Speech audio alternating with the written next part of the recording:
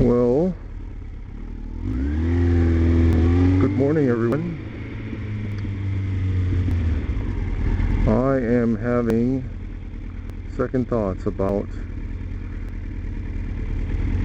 renting a motorcycle in Taipei or in Taiwan in general. I do have a friend that's been helping me do some research, trying to find a motorcycle for me and or for rent, and I'm having some serious thoughts about not renting there, because it's it is expensive, I'll have to admit, but I wanted the experience. The experience is just one thing, and one of the things I want to do was to circle the island on my bicycle, but I don't think I have the condition, the health like I used to have, and this was 10 years ago, where I probably was I was extremely fit. I probably could have done it with no problem. Would have taken 2 weeks, but that is one of my goals. That was one of my dreams, and I think maybe that was a little impractical. So a motorcycle is actually much more within reach. It's much more reasonable, because I get tired and fatigued from just hanging around, not from riding. I mean, not from physically exerting horsepower to propel the bike. Okay, so anyway, the deal is, there's some hurdles or some barriers to overcome, and my friend told me, well, are you sure you want to rent a motorcycle there? Because first of all, if you scratch it, then you're going to have to pay for it, or if it gets stolen, there's an issue with that. And knowing that, being in Taiwan, every single cousin of mine, every single member of my family, has had their motorcycle, moped, or scooter stolen. Everybody has been a victim of theft at least once. So I'm thinking, oh my goodness, this thing is gonna stick out like a sore thumb, because you don't have motorcycles that exceed 185 cc's on the street. That's an uncommon thing. You just don't see that kind of stuff. So if I'm toting around a 600cc or 1000cc bike, or even a 400cc bike, it's just gonna stick out. Or even a 250cc. Okay, so anyway, that's one. And two, my friend also said, well, you're gonna have, there's two requirements. You need an international driver's license, which I have, and two, you need someone to vouch for you. That is, they have these speed cameras where you take a picture of your license plate, and then they mail you the ticket in the mail, maybe a month or a few weeks later. Well, in case you're not in the country and you can't pay, you need somebody to sign off on the responsibility for the tickets. So I need someone like that lives there, like, let's say, my friend, okay, or my relative. Okay, and also the other requirement is, there's one more requirement. You need to have it insured, if you can find an insurer. Which that one bothers me, because, come on, if you're a big time motorcycle rental company and you don't offer insurance, what the hell is that all about? In other words, you need to go find your own insurance.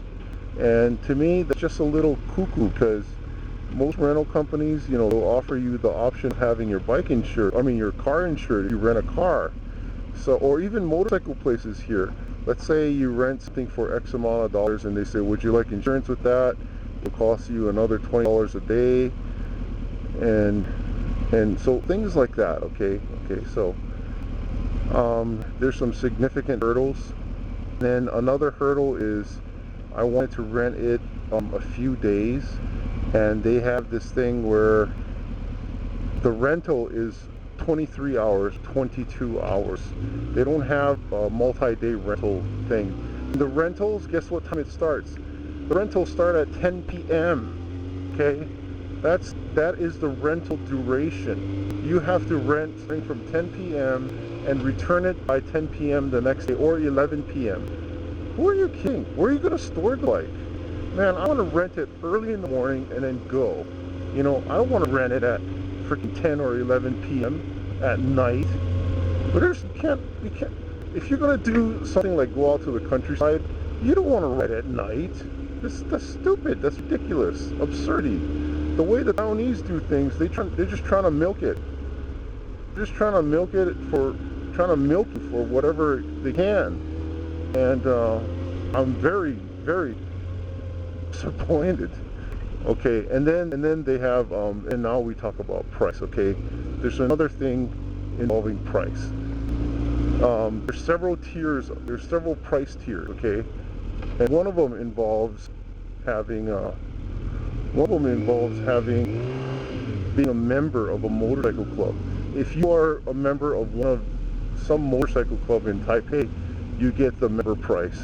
Okay, and then if you're not a member, then you don't get it. Okay, and the price is pretty significant. I think it's about 500 NT maybe on per day, which is maybe about maybe even more than that. They give their members a significant break because I guess they know members are riders and they won't have they have a certain degree of guanxi or relation. They call this thing relation or accountability. It's like almost like the Chinese. It's a Chinese way of saying, well, it's like, okay, I know my friend and I can vouch for my friend kind of thing. So they have this accountability thing going on where I guess a member is known in the community or in the group, and there's a less likelihood that he'll abuse the bike. Okay, so they have this discount thing going, which is fine. I understand. So I guess I'm ruled out of that. I can't get that because I'm not a member, whatever that is. And I just want to rent the bike for a couple of days, okay, 3 days. And it takes about 24 hours to go around the island. I was thinking of renting it for 3 days and going around the island 8 hours a day, you know, and taking breaks. On a touring bike, you can go for much longer because it's much more comfortable. But on a sport bike, you're hunched over, your back, your knees, your foot, your arms, your wrists, your hands, your neck, and everything takes a toll. So you do need to get up and take breaks, you know, stretch out, maybe every hour or two. Okay, so you got to take breaks. You got to lie down or sit down or stand up, you name it. Okay, so there's that too. And they don't I don't see any multi-day rentals there. To do 24 hours in one pack, that's too hardcore, I believe. And it's also much more dangerous because now your senses of awareness are reduced because you're tired. You want to be alert, especially in a country like that, and you want to operate a vehicle, especially a motorcycle, in unfamiliar roads, in a crazy lawless streets over, you know, whatever, you know what I mean. You got to be alert, okay? Especially you got to be on top alert if you're riding over there. So those are the things that I'm thinking about that's really bugging me, and it's just I don't know, maybe I'm not going to be able to rent a motorcycle. Maybe if I do get to rent it, I'm going to have to rent it I can't go around the island. I'm just going to have to ride to some locale and then come back. That is it.